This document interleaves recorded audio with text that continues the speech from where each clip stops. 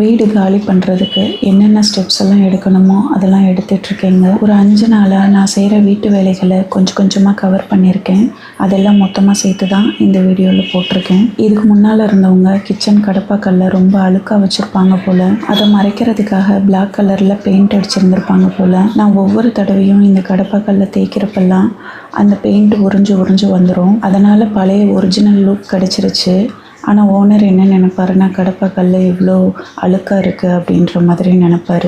இது அழுக்காக இல்லை, உப்பு படிஞ்சிருக்கு. இது மாதிரி நானும் பெயிண்ட் அடித்தா வர்றவங்களுக்கு ரொம்ப கஷ்டமாயிரும். ஏன்னா இந்த பெயிண்ட் உறிஞ்சு வந்துக்கிட்டே இருக்கும். இந்த பெயிண்ட் உரியறது பாத்திரத்துலேயோ சாப்பாட்லேயோ மிக்ஸ் ஆகிடக்கூடாதுன்னு எப்போவுமே ஒரு கவனத்துலேயே இருப்பேன். இப்படி மைனஸை மறைக்கிறதுக்காக பெயிண்ட் அடித்தா வர்றவங்களுக்கும் ரொம்பவே கஷ்டமாயிரும். அவங்களும் என்ன மாதிரி தான் கஷ்டப்படுவாங்க. கடப்பாக்கல்ல நார்மல் பெயிண்ட் அடிக்கக்கூடாதுன்னு நினைக்கிறேன். கடப்பாக்கல்லுக்குன்னு ஏதாவது பெயிண்ட் இருக்கும், அதை தான் அடிச்சிருக்கணும்னு நினைக்கிறேன். கிச்சனில் இருந்த பாத்திரங்களை ஃபுல்லாக வெளியில் எடுத்து வச்சுட்டு தான் கிச்சனை க்ளீன் பண்ணேன். இப்போதைக்கு 10 நாளைக்கு மட்டும் சமைக்கிறதுக்கு பாத்திரத்தை எடுத்து வச்சுட்டு மிச்சத்தெல்லாம் பேக் பண்ண ஆரம்பிச்சிட்டேன். இது தாங்க நான் சாமி படத்துக்கு போட்டிருந்த மாலை. இதுவும் அழுக்காக இருக்குது, துவைச்சி எடுத்து வைக்கணும்.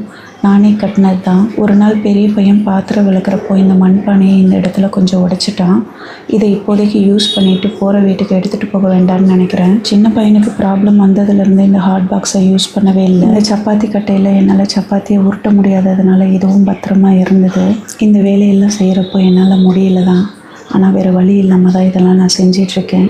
பல வருஷமாக யூஸ் பண்ணிகிட்டு இருந்த அடுப்பு ரொம்ப வெயிட்லெஸ் ஆனது. இப்போ கழுவுறப்போ ஒரு பக்கம் உடஞ்சி போச்சு. என்னோடய வாய்ஸ் ஏன் இப்படி இருக்குன்னு யோசிக்காதீங்க. நிறைய அழுதுட்டேன், அதனால் தொண்டை கட்டின மாதிரி இருக்குது. அதனால தான் பெரிய பையனை நான் எந்த விதத்துலேயும் டிஸ்டர்ப் பண்ணலை. ஏன்னா இதெல்லாம் அவன் கை உடஞ்சிருந்த டைம் நான் செஞ்சிட்டு இருந்த வேலைகள். 2 நாளாக செஞ்சேங்க இந்த கிச்சன் ஒர்க்கை. பாதி பொருளை அப்படியே எடுத்து ஹாலில் வச்சதோட அடுத்த நாள் வேலையை விட்டு வந்து தான் மறுபடியும் கண்டினியூ பண்ணேன். ஹாலில் எல்லா பொருளும் டிஸ்டர்பன்ஸாக தான் இருந்தது. என்கிட்ட நெல்லிக்காய் இருக்குன்னு சொன்னேன்ல, அதில் கொஞ்சமாக எடுத்து போட்டு மிக்சியில் அரைச்சி அதை நல்லா ரசமாக வச்சு கொடுத்துட்டேங்க.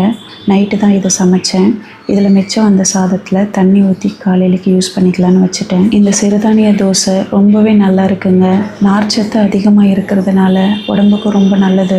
இதுக்கு ஒரு தேங்காய் சட்னி வச்சு நைட்டுக்கு சாப்பிட்டுட்டோம். சின்னவனுக்கு நான் தோசை ஊற்றி கொடுத்துட்டு பெரியவனுக்கு நான் ஊட்டி விடணும். ஏன்னா தோசையை அவனால் பிச்சு சாப்பிட முடியாதுல்ல. இந்த நெல்லிக்காய் ரசம் வச்சது போக இவ்வளோ மிச்சம் இருந்தது. இதை என்ன பண்ணலான்னு யோசிச்சேங்க. எல்லாரும் அதிகமாக சொன்னது பிக்கல் போட்டுருங்க அப்படின்னு. எனக்கு தெரிஞ்ச மாதிரி செஞ்சேன். உப்பு போட்டுக்கிட்டேன், மிளகாய்த்தூள் போட்டுக்கிட்டேன், கொஞ்சமாக நல்லெண்ணெய் ஊற்றி அதை அப்படியே கிளறி வச்சுட்டேன். அவ்வளோதான். இதில் எதுவுமே பண்ணலை. ஊறினது நல்லா தான் இருந்தது. ஆனால் ரொம்ப புளிப்பாக பசங்க சாப்பிட மாட்டாங்க. அதனால் மறுபடியும் சாப்பாட்டில் அரைச்சி ஊற்ற ஆரம்பிச்சிட்டேன். அப்படி ஊற்றி தான் காலி பண்ணேன்.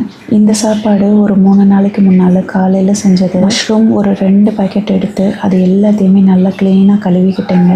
பையனுக்கு கை உடஞ்சதுலேருந்து அவன் என்னை பிக்கப் ட்ராப் பண்ணுறது இல்லைங்க. வீட்டுக்கு பக்கத்தில் தான் இருக்குது பேக்கரி.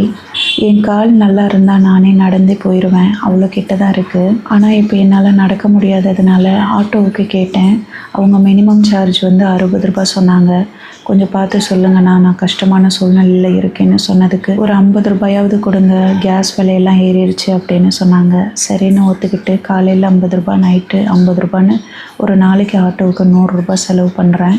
இங்கே இருக்கிற வரைக்கும் தான் இந்த வேலைக்கு போக முடியும். இந்த பாதி நாள் கணக்குக்கு எனக்கு கிடைக்கிற சம்பளமும் முக்கியன்றதுனால தான் இப்போதைக்கு போயிட்டுருக்கேன். டியூஸ்டே என்னோட லீவு, அதனால் சம்பளம் மைனஸ் ஆகாது. பெரியவனுக்கு இன்றைக்கி ஒரு சிடி ஸ்கேன் எடுக்கணும். அதுக்கு பெர்மிஷன் வாங்கிட்டு போய் தான் எடுக்க போகிறேன். ஏன்னா லேபும் பக்கத்தில் தான் இருக்குது. பையனை கடைக்கு வர சொல்லிட்டு அங்கேருந்து ஆட்டோ பிடிச்சி போயிடுவோம். இந்த மஷ்ரூம் குழம்பு மதியத்துக்கும் இருக்குது. நானும் சாப்பிட்டுட்டு வேலைக்கு கிளம்பிட்டேன். ஆனால் மதியம் பசங்க சாப்பிட்டது போக இந்த குழம்பு மிச்சம் இருந்தது. அதையும் நைட்டு யூஸ் பண்ணிட்டேன். நைட்டு சாதத்தில் தண்ணி ஊற்றி வச்சுருந்தேன்ல, அதில் கொஞ்சம் தயிர் ஊற்றி மிக்சியில் ஒரு ஓட்டிட்டு அதையும் ஒரு வேலைக்கு பசங்களுக்கு கொடுத்தேன். இந்த மஷ்ரூம் குழம்புல கொஞ்சமாக தண்ணி ஊற்றி லைட்டாக சூடு பண்ணிவிட்டு அதுக்கு தோசையை ஊற்றி பசங்களுக்கு சாப்பிட கொடுத்துட்டேன். இந்த வாரம் நான் ரொம்ப அதிகமாக உடல் உழைப்பு கொடுத்துருக்கேன். என்னால் எதுவுமே முடியாத நேரத்தில் என்ன முடியுமோ அதெல்லாம் செஞ்சுருக்கேன். வீட்டில் என்ன இருந்ததோ அதையும் வச்சு செஞ்சுருக்கேன். எங்களுக்கும் ஒரு நல்ல காலம் சீக்கிரமாக வரும். அப்போ நானும் பசங்களுக்கு வகை வகையாக அழகாக சூப்பராக நல்ல சாப்பாடாக செஞ்சு கொடுப்பேன். பெரியவனுக்கு தோசை ஊற்றிட்டு அவனுக்கு ஊட்டி விட்டுட்டு தான் நான் சாப்பிட போகிறேன். என் பிள்ளை எதுவுமே மூவ் பண்ண முடியாத அளவுக்கு ஆயிடுச்சு. அதுதான் எனக்கு ரொம்ப கஷ்டமாக இருக்குது. கடவுள்கிட்ட எல்லாத்தையுமே ஒப்படைச்சிட்டேன். நான் எல்லா முயற்சிகளையும் எடுக்கிறேன். பையனை நல்லபடியாக குணப்படுத்தி கொடுத்துருங்க அப்படின்னு கடவுள்கிட்ட சொல்லிட்டேன். தேங்காய் சட்னி பார்த்துருப்பீங்க, முன்னால் தோசைக்கு வச்சுருந்தது, அதில் கொஞ்சம் மிச்சம் இருந்தது. அதை ஊற்றி நானும் சாப்பிட்டுட்டேன். ஏன்னா அது கொஞ்சம் புளிப்பாக இருந்தது, பசங்களுக்கு கொடுக்கக்கூடாதுன்றதுனால தான் கொடுக்கல. அடுத்த நாள் பாத்திரங்களை நல்லா கழுவி வச்சுருந்தது. நல்லா காஞ்சதுக்கப்புறம் இந்த மாதிரி பக்கெட்டு எம்டியாக இருக்குல்ல, இதில் போட்டு அதை ஃபில் பண்ணிக்கிட்டேன். இந்த வெங்காய கூடைய இந்த கவர்க்குள்ளே வச்சு எப்படியாவது கட்டிடலான்னு பார்த்தேன், ஆனால் முடியல. அதுக்கப்புறம் அந்த வெங்காய கூடைய அடுத்த கவரில் போட்டுடலான்னு அதை எடுத்து வச்சுட்டு டைட்டாக கட்டுறதுக்காக ட்ரை பண்ணேன். ரப்பர் பேண்டு போட்டு நல்லா கட்டி வச்சுட்டேங்க. இந்த டைமில் எனக்கு சின்ன பையன்தாங்க ஹெல்ப் பண்ணான். அவனையும் வேலை வாங்கக்கூடாதுன்னு தான் நினச்சேன். ஆனால் கீழே குனிஞ்சு என்னால் சில விஷயங்களை எடுக்க முடியல. அவன் தான் எனக்கு எடுத்து கொடுத்தான்.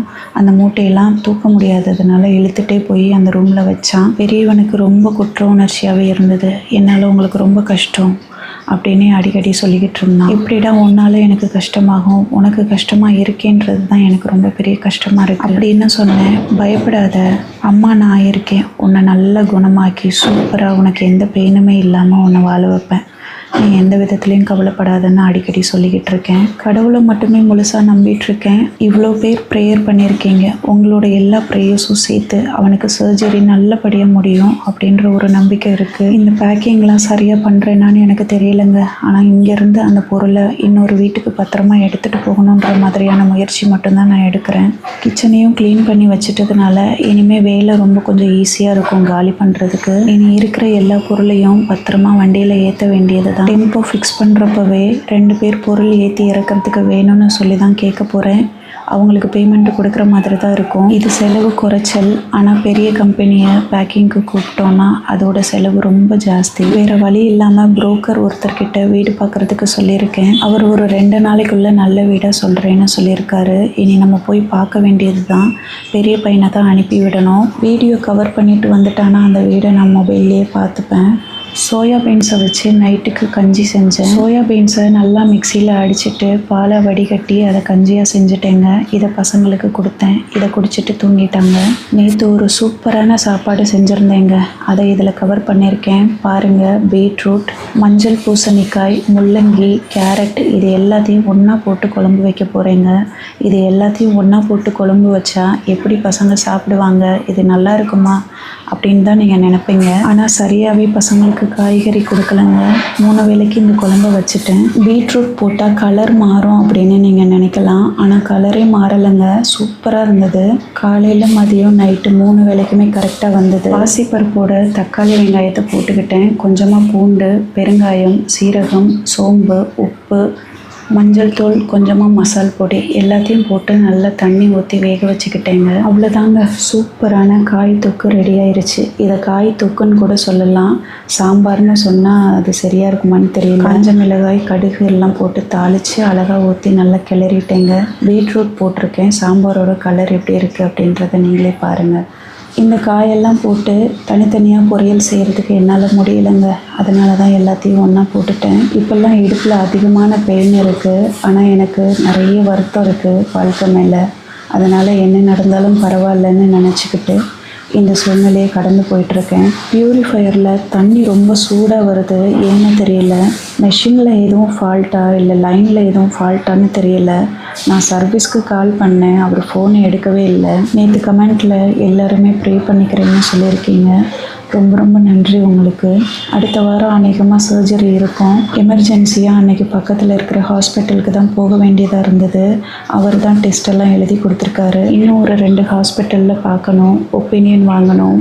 நீங்கள் நினச்சி பாருங்கள் இந்த சூழ்நிலையில் நான் எப்படி எல்லாத்தையுமே பார்ப்பேன் அப்படின்னு. இது பையனுக்கு கொடுத்த மாத்திரை இப்போ இவ்வளோ தான் மிச்சம் இருக்குது. இதை போட்டதுனால தான் அவன் கொஞ்சம் வலி இல்லாமல் இருந்தான். ஆனால் வாயை தான் ஓப்பன் பண்ண முடியல. வாயிலிருந்து பிளட்டாக வருது. பகலெல்லாம் எச்சிலாக துப்பி நைட்டுக்கு நான் தான் துடைச்சி விடுறேன். டிஸ்போசல் ஸ்ட்ரா வாங்கியிருக்கேன். இதுதான் பையனுக்கு ரொம்ப யூஸ்ஃபுல்லாக இருக்குது. இந்த வீடியோவுக்கு மறக்காமல் லைக் பண்ணிக்கோங்க, ஹைப் ஆப்ஷன் கொடுத்துருங்க. நன்றி, வணக்கம்.